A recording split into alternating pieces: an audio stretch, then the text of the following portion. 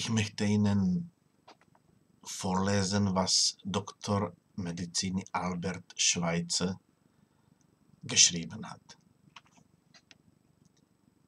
Ein freier Mensch.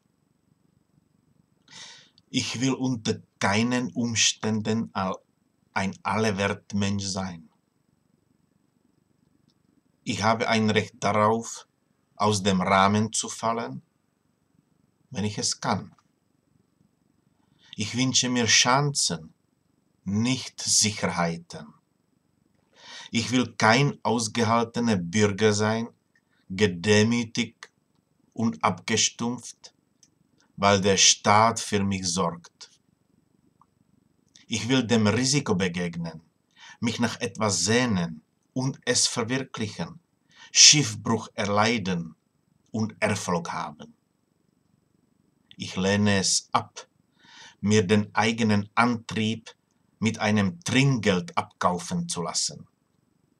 Lieber will ich den Schwierigkeiten des Lebens entgegentreten, als ein gesichertes Dasein zu führen. Lieber die gespannte Erregung des eigenen Erfolges, als die dumpfe Ruhe der Utopien.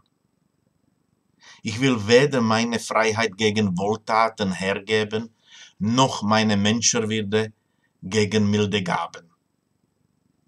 Ich habe gelernt, selbst für mich zu denken und zu handeln, der Welt gerade ins Gesicht zu sehen und zu bekennen, dies ist mein Werk.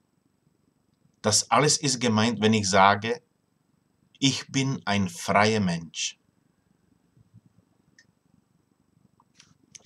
Wenn die Piraten sich in ihrem Grundsatzprogramm Grundeinkommen beschließen, sehe ich, wie weit die Vorstellung der Freiheit von der Realität entfernt ist. Ein freier, verantwortungsvoller Mensch strebt nach Unabhängigkeit von nichts und niemanden, auf eigenen Füßen stehen, mindestens für sich zu sorgen.